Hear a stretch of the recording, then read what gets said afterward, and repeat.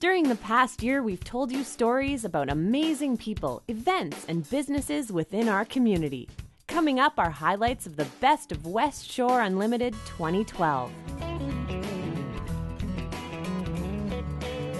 Sustainability is a hot topic right now, and for some residents on the West Shore, it's become a way of life as well as a guide for their business practices. A good example is Still Meadow Farms in Metchosin. Farming's definitely part of how Metchosinites think of themselves. They're very supportive. A lot of our customers are next door neighbors and people down the road. And eating local matters, not only to the environment. It is probably better for you. Fresh does count in meat products as well as fruit and vegetable products.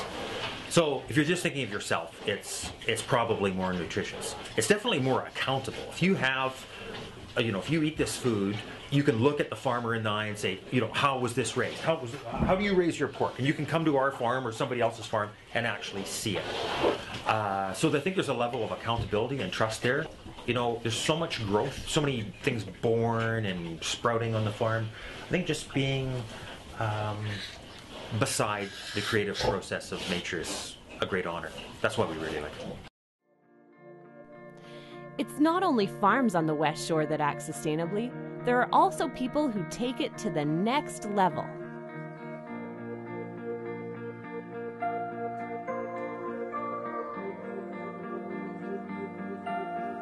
Hi, I'm Ann. Hi, I'm Gord, and we're at EcoSense in the Highlands, here in Victoria. Well, Gord and I met about 8 years ago, and within 3 months we were engaged. And 3 months after that, we got married. And that's when I became stepmom to Gord's 2 little kids who were 5 and 7 at the time. And 6 months after that, we went shopping for a piece of land that we were going to build our home on. And just to make it really interesting, what happened then? You brought your parents along. Yeah. They sold the family home at 34 years in the Lower Mainland, and we moved onto this piece of land. We actually went shopping for a municipality to call home. We knew exactly what we wanted to do. And we moved onto this piece of land in 2 trailers. And living in a trailer is a really good example of how we're fighting nature. Nature's our enemy when you live in a trailer. So every time if it was sunny, it was too hot in the trailers. If it was raining, it was too wet in the trailers. Didn't matter what nature did out there, it wasn't your friend. You fought it.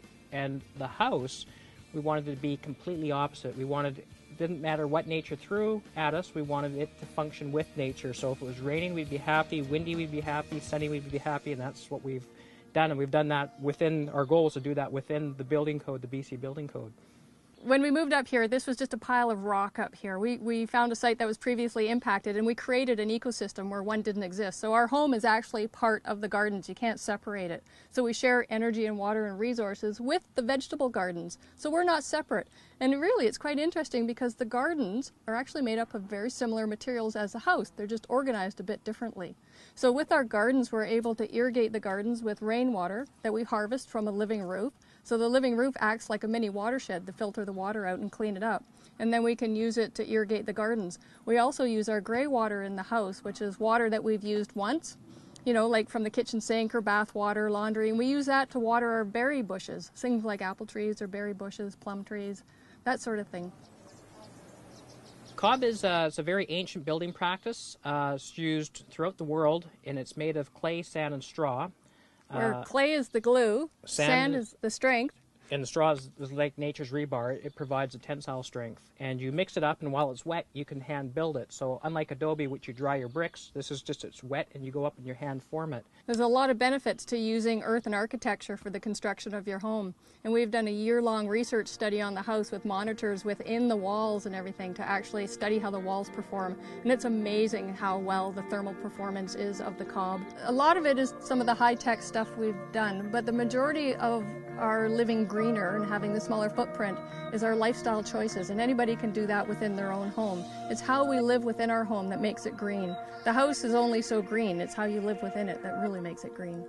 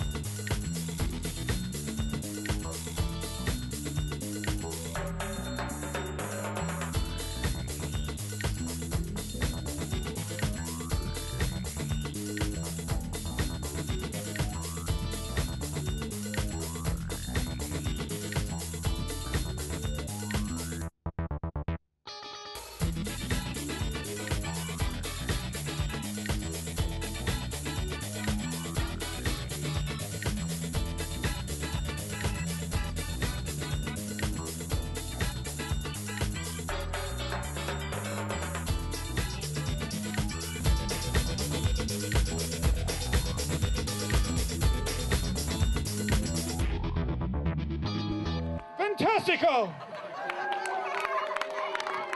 V-Day is a global activist movement to end violence against women and girls.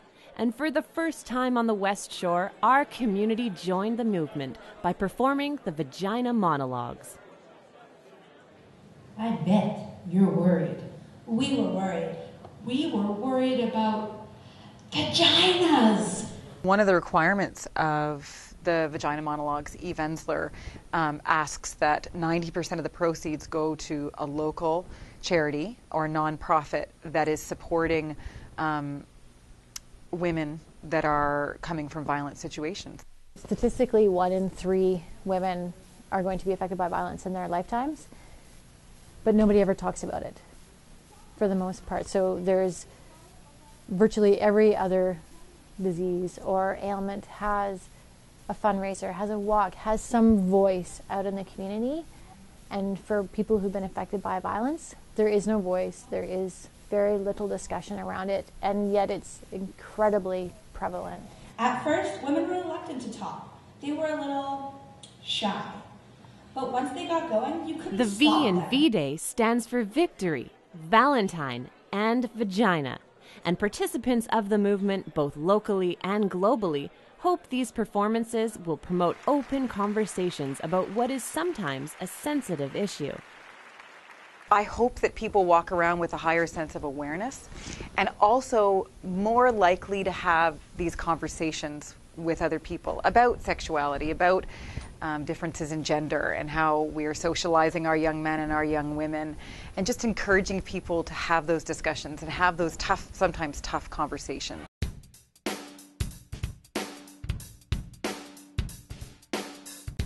We need to raise $15,000. It's not an easy task. I know you didn't come here prepared to do that. But is anybody here? How about Jim Hartshorn? I think we talked to you earlier. How about $1,000 from you to start it off? I'm very pleased and proud to be able to update our community on their project.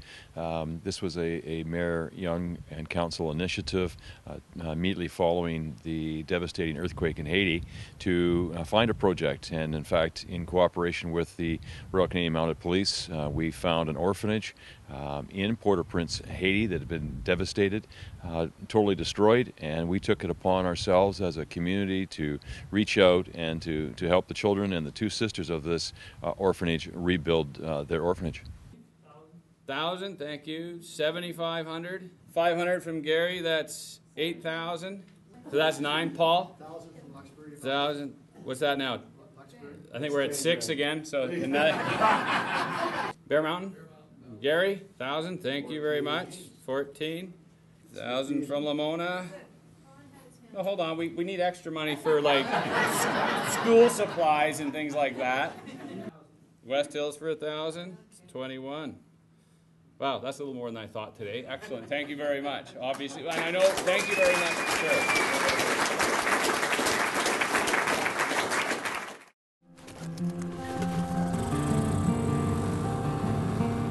My name's Rob Duffus. I'm with the Friends of Coal Island Society. I'm one of many members, and I grew up around here, and so Coal Island has been part of my family's history for a long time.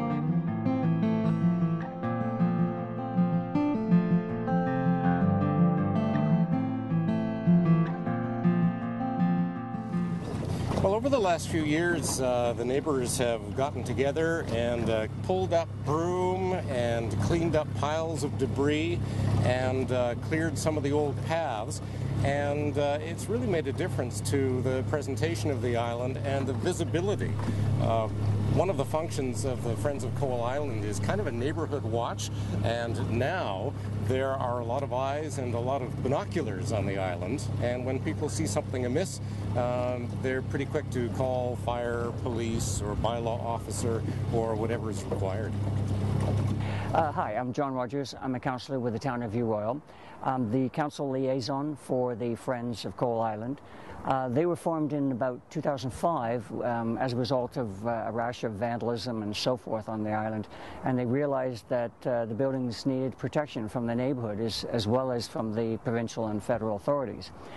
Their mandate is to make the island safe, prevent vandalism, and to promote its cultural heritage and preservation. So they've had some terrific success with broom poles over the years, removing unauthorized lean-tos and sheds. And this has been done with the cooperation of the two municipalities. Coal Island is in Colwood, but View Oil also recognizes it's an important piece of its heritage as well. So the municipalities are cooperating well with the Friends and making sure that we all do our bit to preserve this vital and important piece of heritage.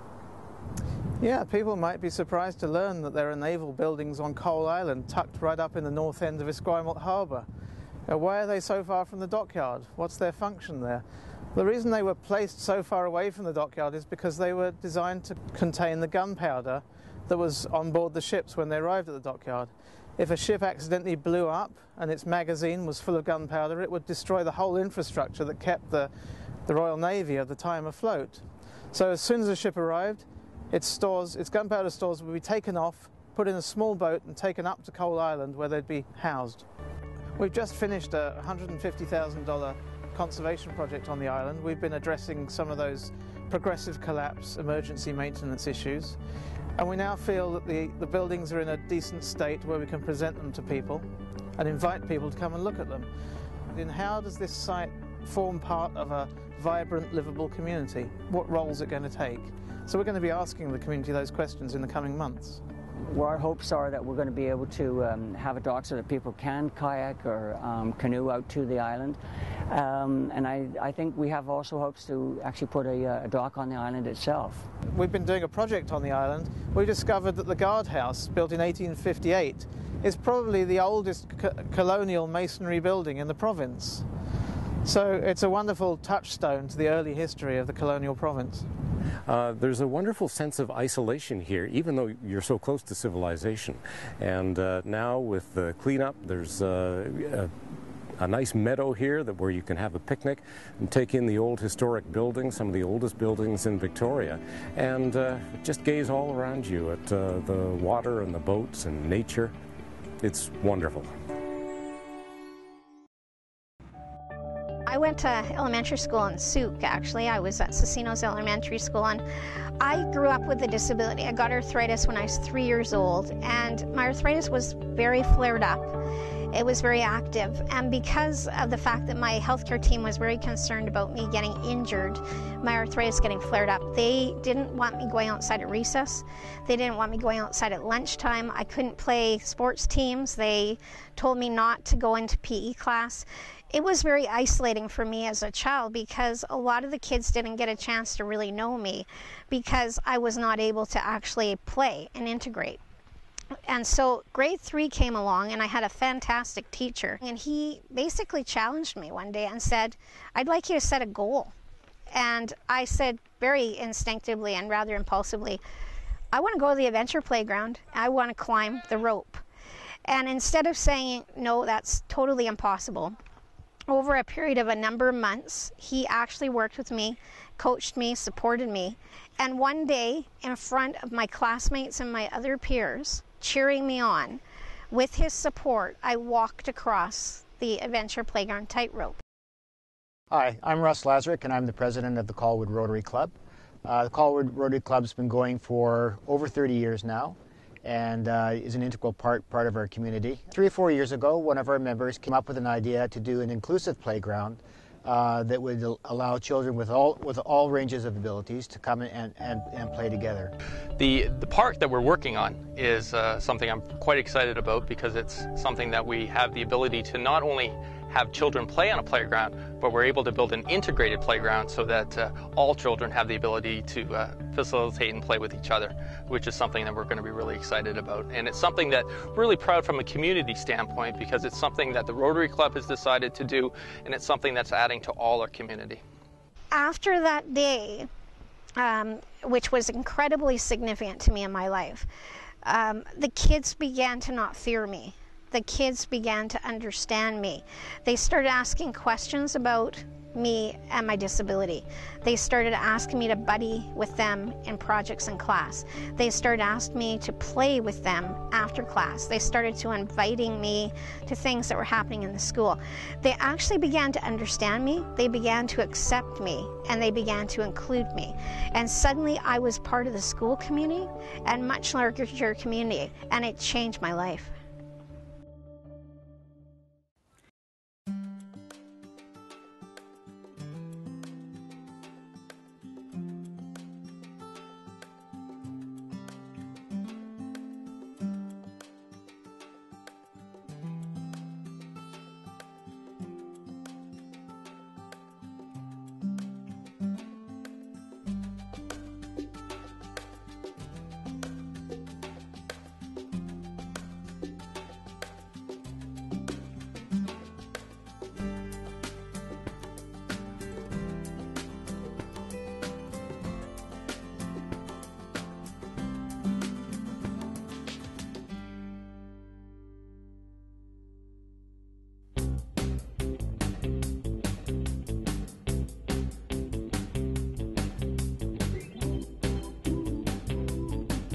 A lot of the clients that we work with are people that are relocating from Greater Victoria, moving out to the West Shore. So we have many retirees who are looking at downsizing from a big, large house, able to find something that's less expensive, easier to maintain. They can put some money in the bank and really enjoy their retirement. Also for first-time buyers. First-time buyers have lots of options out here. Prices are typically less expensive out here. So they have condo opportunities, new homes with a high vacancy rate in Victoria, low vacancy rate in Victoria. There's also many homes that have legal suites out here. So that allows buyers to qualify for more money, to buy a bigger home and have less monthly expenses.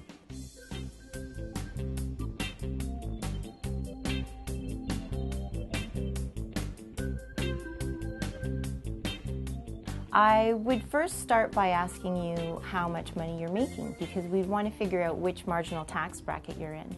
The way RSPs work is you want to be putting money into your RSP when you're in a higher marginal tax bracket because it's more beneficial. If, for instance, you put in $1,000 into your RSP and you're in the 20% tax bracket, you'll only get $200 back. Whereas if you wait to use your contribution room until you're in a higher tax bracket, i.e. the 40% tax bracket, you would get $400 back. And you also have the option of putting money away into a tax-free savings account, which doesn't necessarily get you money back from Revenue Canada at the end of the year, but once it's accumulated, when you redeem it, you don't have to pay any taxes on it.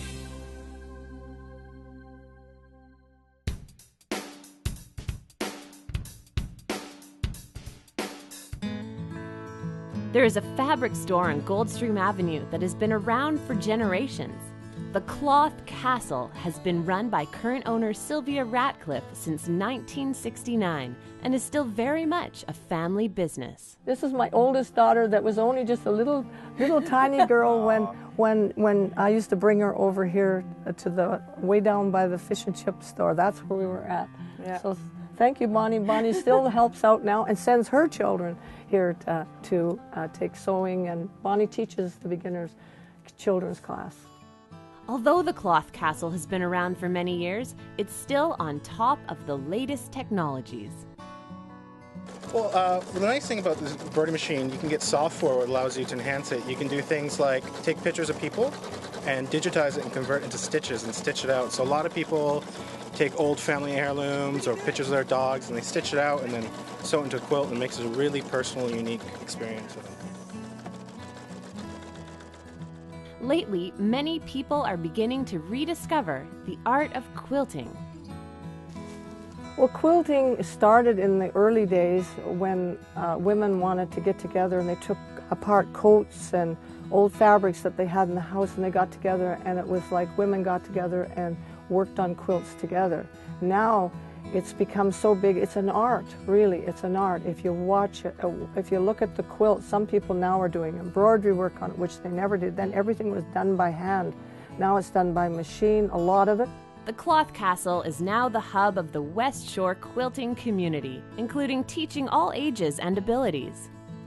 Well, we're teaching children, beginners, how to learn to run the sewing machines, So in the beginner's class, they can pick an item and they can sew that item directed by a teacher. However, if they're doing a class that's a quilting class, they will be given a pattern, they will buy the fabric, they will bring their own sewing machines, or we will provide or help them get the right sewing machine that they can start on and work on and make their quilts.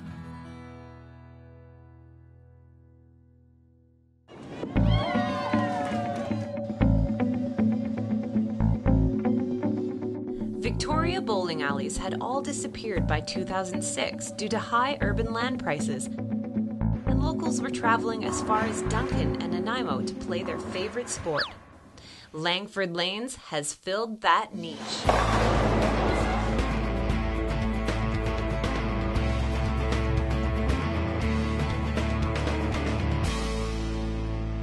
So our grand opening was October 22nd of 2011, and since then it has been booming.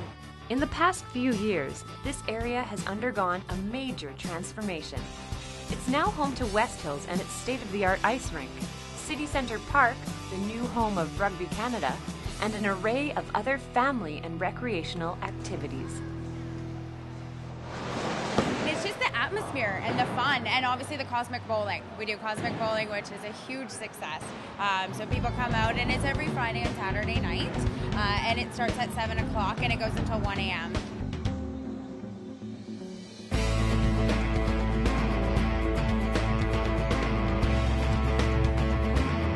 On a typical Friday night, the massive big screen TVs blast the latest music videos, and visual effects and black lights create a downtown nightclub effect.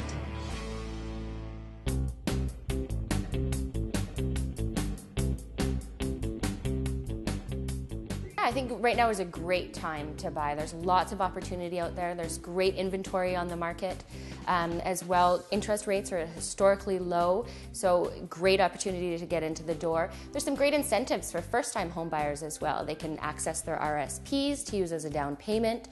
There's exemptions for property transfer tax, so first-time buyers can be exempt if they purchase a home under $425,000.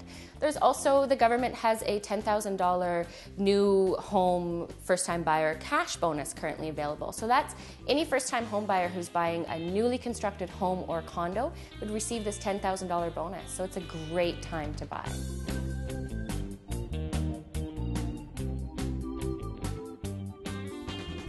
Big credit card bill after Christmas. Well, it would be awesome if it didn't happen, so maybe next year start saving earlier in the year, even if it's just 25 bucks a paycheck. Just have it shuttled off to a different account so you don't have to use that nasty little credit card. If it's a significant amount and you're going to be paying higher interest rates of say 18 to 20%, I would seriously investigate going to your credit union or your bank and seeing if they could offer you a line of credit, and then being really disciplined not to use that credit card anymore and get that line of credit paid down. And again, trying to save up for next Christmas, because it's not an emergency, we know what's coming.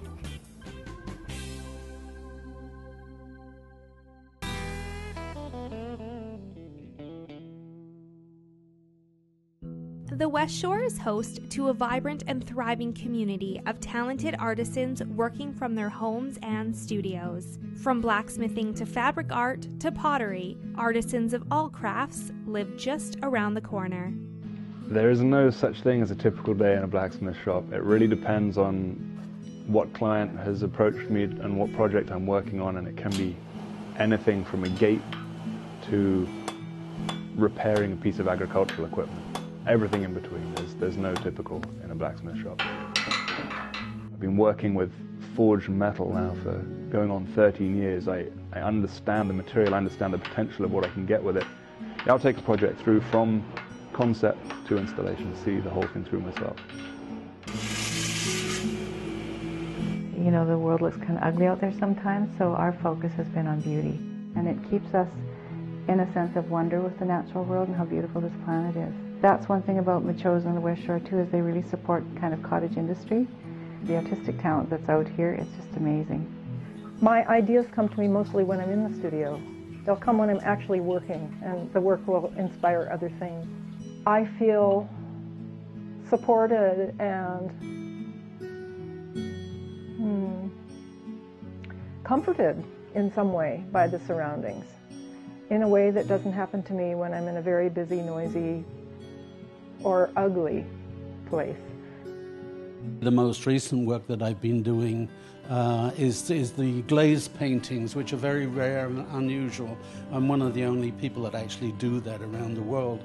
And I'm using a super fine, almost porcelain-like tile to work on and do layers of glazes on top of them, and they're fired in different ways. I started off life as a painter, printmaker, and this is as near as I can get to painting and printmaking, but still in a ceramic world. I'm very clearly guided by the stone. This piece is soapstone, and when I touched it and looked at it, I knew it was a grizzly bear. And so I just start carving, and I do one little section at a time, and it just unfolds. And if I'm not sure, I just have to wait a few minutes, sit with the stone, and it gives me a lot of clear guidance as to what the next step is. So it's fun. Predominantly I work on panel. I'm mounting paper onto the surface of the panel, and there's a few works behind me here. What I actually love about paper is its absorbent quality, and I sand into that surface and scratch into that surface with various tools. So I really work the surface of my panel by mounting the paper on it, back and forth with paint and sanding and that kind of thing. It was very traditional, and I was using a lot of cracked pottery, for example, and I just thought that it was not inspirational for me, and it kind of fell flat. So after observing our peacock on the farm and feathers and how beautiful they are, I decided to start adding layers below the glass, and then by adding recycled objects as much as possible, bringing it all together, and it's sort of a combination of mosaic and mixed media, and it's just so rewarding to take bits and pieces of recycled material and put it all together, and it creates a whole other story.